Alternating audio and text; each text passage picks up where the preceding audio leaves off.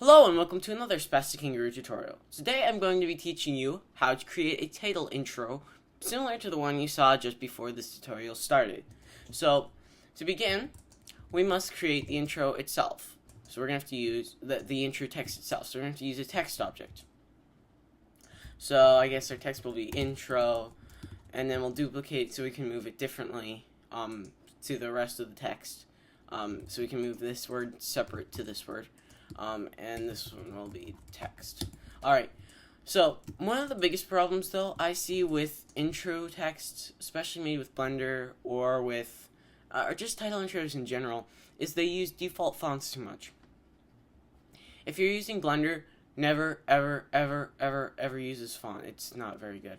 And generally you don't even want to use one of the fonts on your system. Try to find an entirely new font on the internet somewhere. A good site to find fonts at is thefont.com, and they have a bunch of really great fonts, and a lot of them are commercial, have a commercial use and stuff. So let's find a font that I have.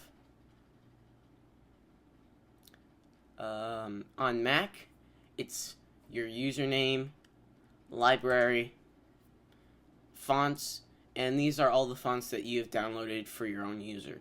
If you want to get default fonts that are from your system, which I still wouldn't recommend too heavily, you go to /library fonts, and then you'll have all your default fonts there. But I'm going to use one of my downloaded fonts, and fonts, and we're going to use Tigre.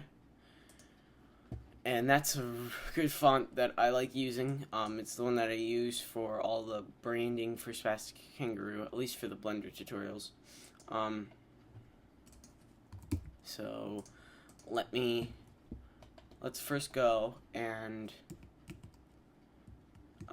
extrude it a little bit.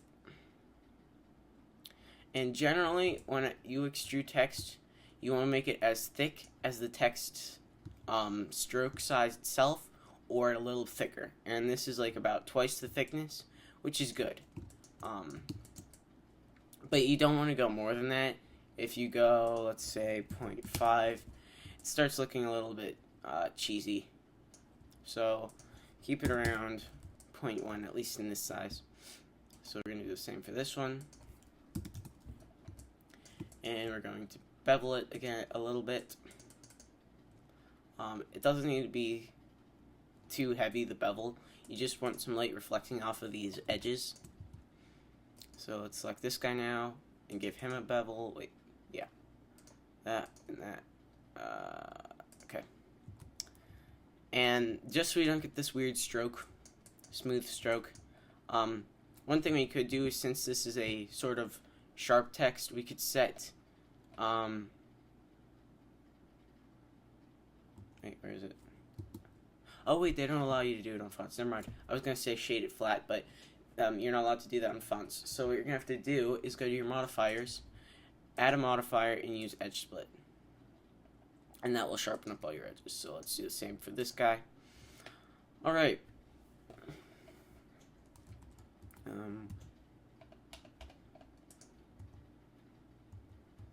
Alright, so now let's rotate these guys so that they're going up along the z-axis.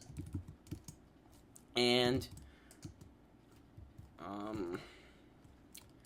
I'll do an intro almost exactly the same to what the intro is for this tutorial. So let's create a plane, and this is going to be our floor. And now we're going to animate them. So what we're going to do is I'm going to have them start at both edges, and then they're going to come together, and this one's going to sort of bounce off a little bit and rotate slightly so that it's facing towards the camera. So let's do that. So first of all, we're going to insert the location and the rotation of this object. Then we're going to insert the location and rotation of this object. And then we're going to record motions that we do. So now we're going to go to this keyframe, and let's line him up first. I'm not a very good animator, so this isn't going to be the most realistic animation. Let's get closer. Alright. And so now we're going about like this. Boom. And we're going to go to our settings, animation, dope sheet. No, not dope sheet. We're going to go to the curve editor. And let me make this guy bigger. Right.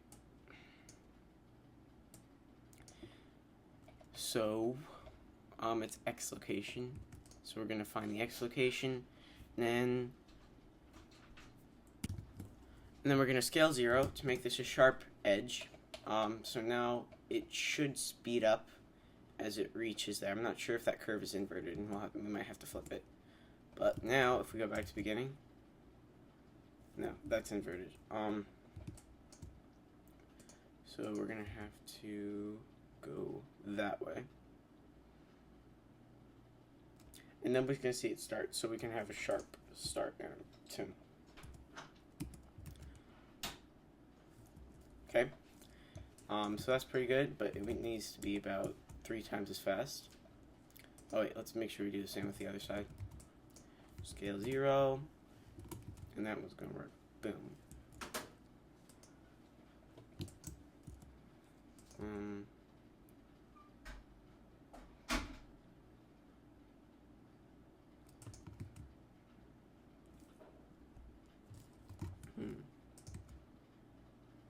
Oh wait.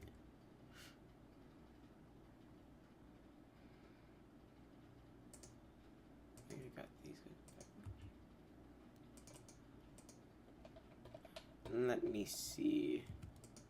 Do we?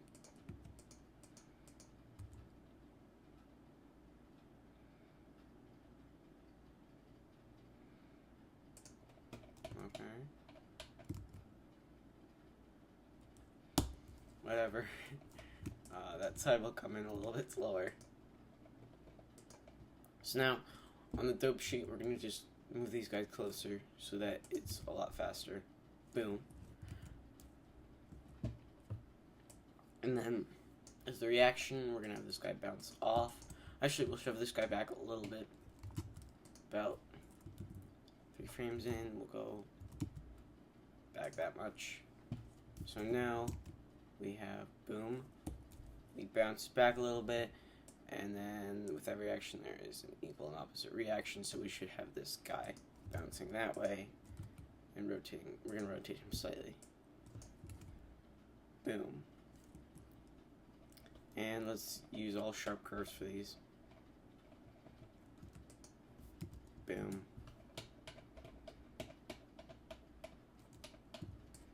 And there. And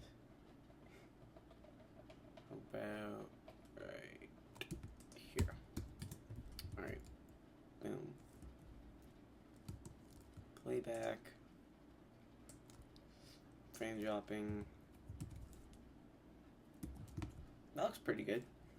I think the reaction is a little bit too far though, so let me move that up.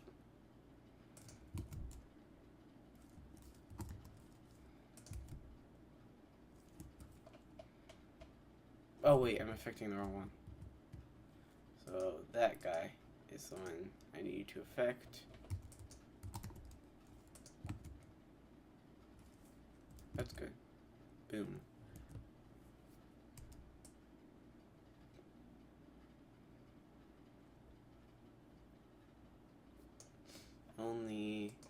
Actually, we should probably pull this out a little more so that we have, it starts out fast and ends up going slow at the end. Boom.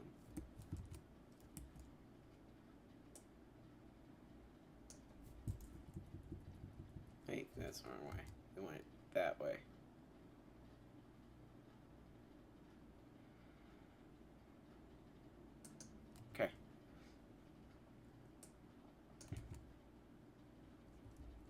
make sure we do the same thing with the other guy, because otherwise it looks like it's just like on ice almost, because there's no friction, and we want it to gradually go and stop. Whoops! Don't hide it. We want it to gradually stop instead of so. This is the X direction, right? So this is the peak. This is when it hits, and then it gradually goes back. But we want it to start faster and end up slowing until it stops. All the way movement to 0. And the only way we're going to do that is by gradually, boom, just like that. So it gradually slows down to a stop instead of starting out slow, getting fast, and then stopping, and that looks fake. So this is a much better animation now. So now let's get on to some lighting. For the other one, for the intro for this tutorial, I did use cycles. I just lit it with a big plane right here, facing towards the text, and it was a reflective material on the text. But for this tutorial, I'm going to be using Blender because I'm rendering on CPU, and that is not very fast with cycles. Blender render is better for CPU rendering. So I'll also be able to show you how I quickly light stuff. So I'm going to start out by creating a sun lamp. And this is my generally what my lighting setup is in Blender render, because usually it's either supposed to look cartoony or it's a wireframe render or a clay render. So here's what I do. Sun, set the energy to 2, add a sky, and you can mess around with the sky settings, but I think the default settings look pretty good, so I always keep them at default. Then we'll go to world, set the horizon color to a brighter color.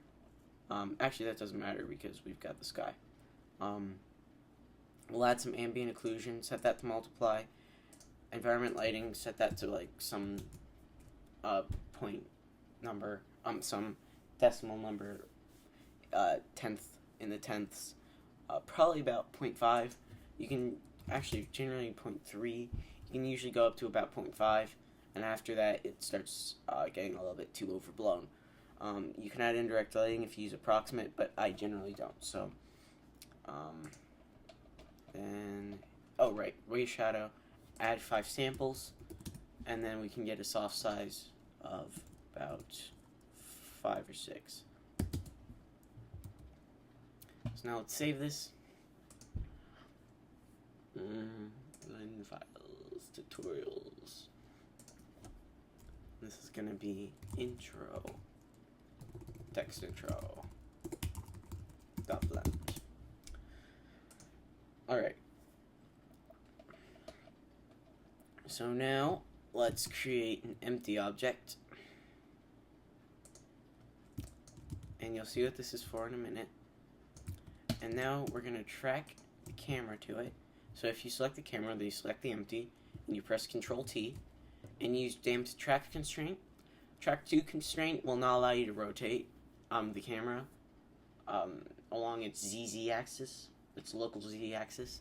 So damped track 2 is better. And we've got this camera view up in the corner. So let's move our camera to here. Let's see.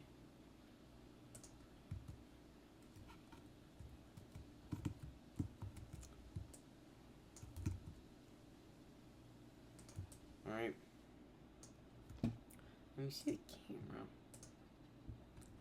And we're going to rotate that and just position it better.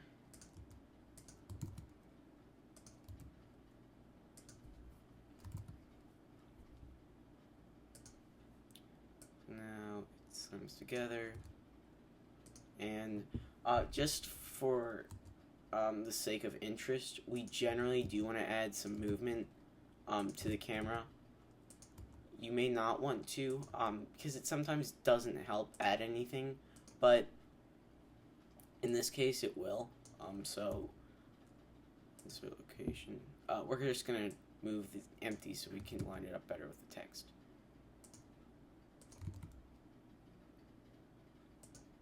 And we're gonna move this up. Alright, perfect. So now, when you play back the animation, you get boom.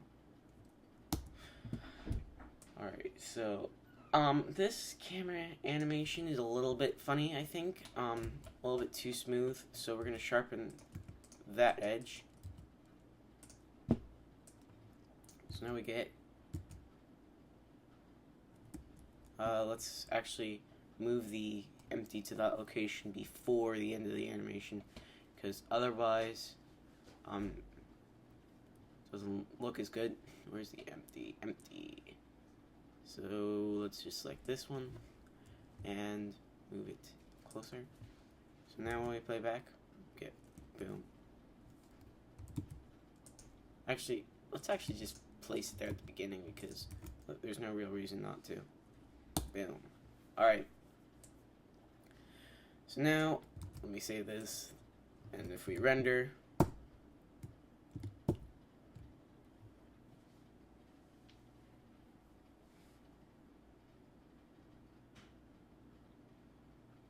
we get this. That looks pretty good.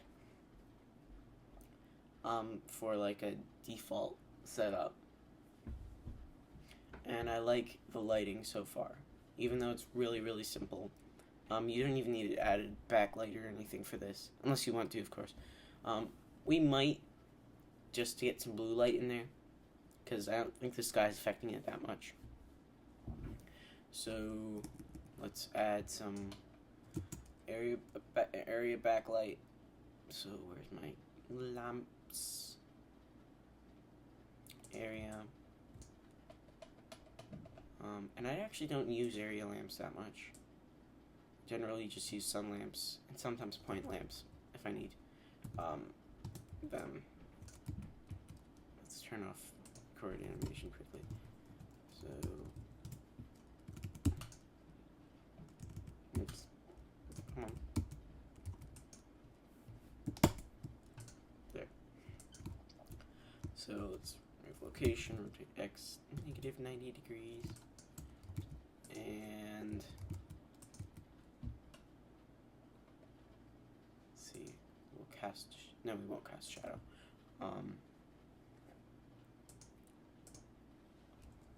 And we'll move this guy back.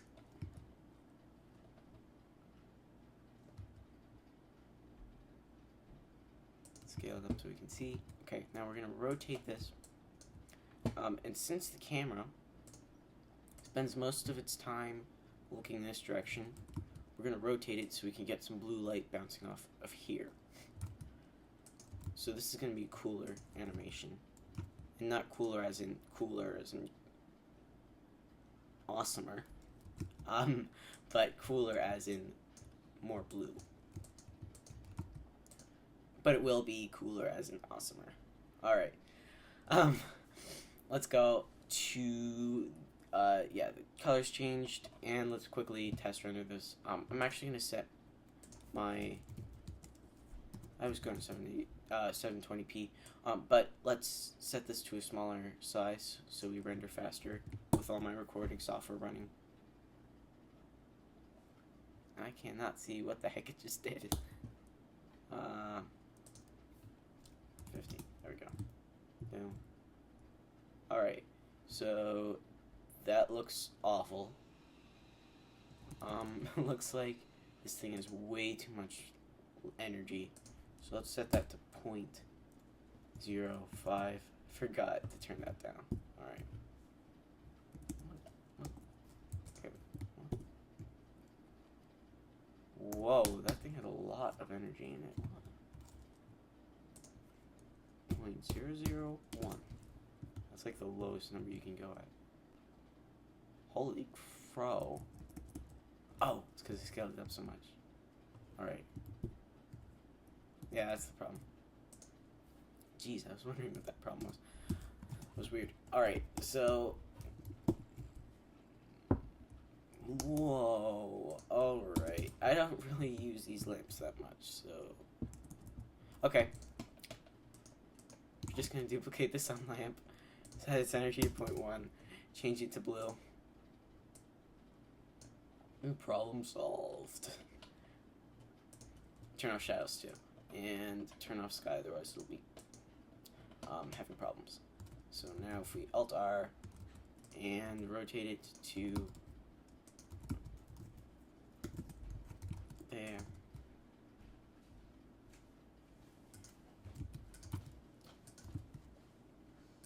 Okay, we have a nice lighting setup now. Now if we go to the camera view and set the size smaller because it's a little bit slow right now. Alright, I still don't see any blue light. Oh, it's because it got animated somehow.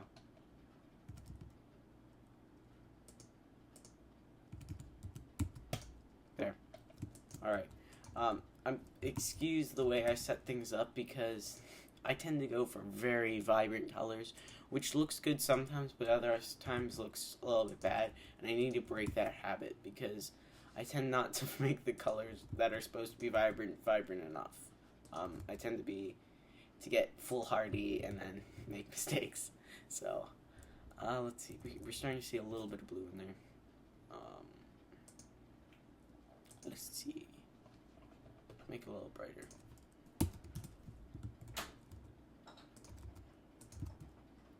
So, my compositing isn't always the greatest. So, are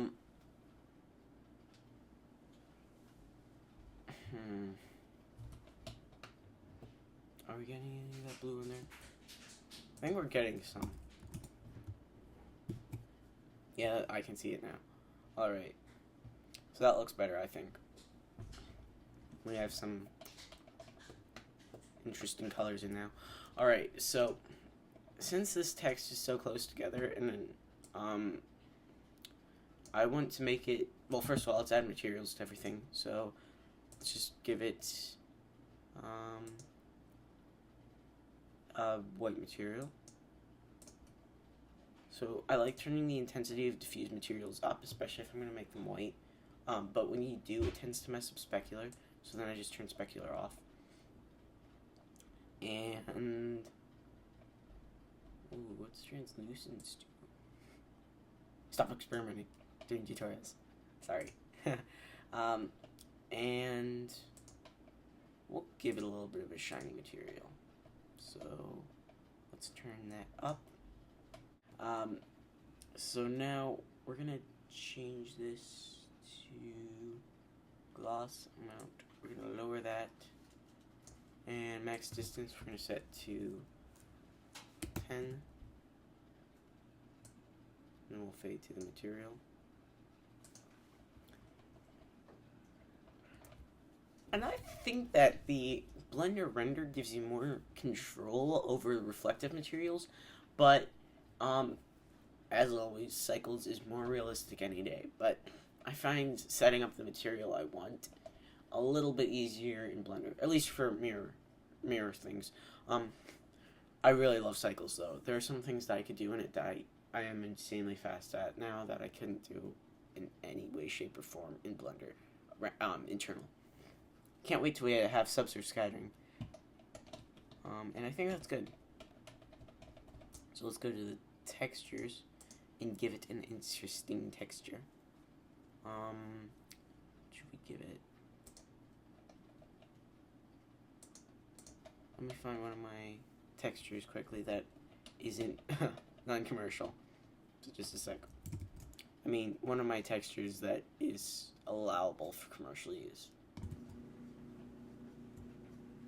Okay, so I found this texture in my library of textures, and it's plaster texture, and I mapped it to the normals, so it's affecting normals. So now when we render, we get these cool shadows and stuff all over the place. So that's that material for the first word, and for the second word, we'll take that material, make it a separate material, so we're not using a linked one, And we'll set it to a different color. So how about brown? Alright. We're still just rendering that guy, but let's render the entire thing now. And I didn't bother to UV wrap this, so it has this weird stretching along the side. You know what? I won't bother to add the material. I didn't actually have material on them in the original thing.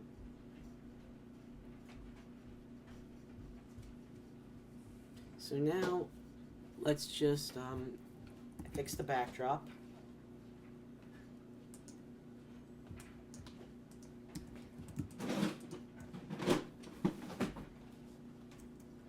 And we'll extrude out that.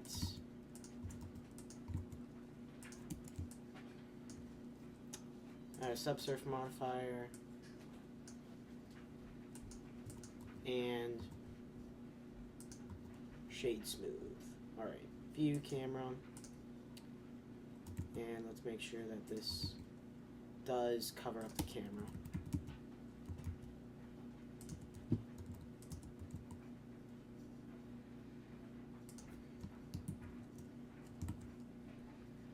Alright, let's make this guy wider. Alright, that looks good. So now let's do a final check. Wait, let's actually set it to 54 frames. Good. Let's do a final check to make sure each render looks good. We'll start at the first frame. And actually, let's give this guy material and make it dark so that it contrasts the text. Turn off specularity. And so now we have this render. It's before the text. We'll go to frame 24, 25. Render there. Looks good.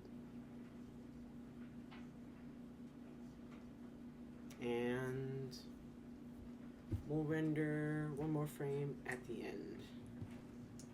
This is all just so you don't render your entire thing and then realize you messed up somehow. But it all looks good, so let's do the final render.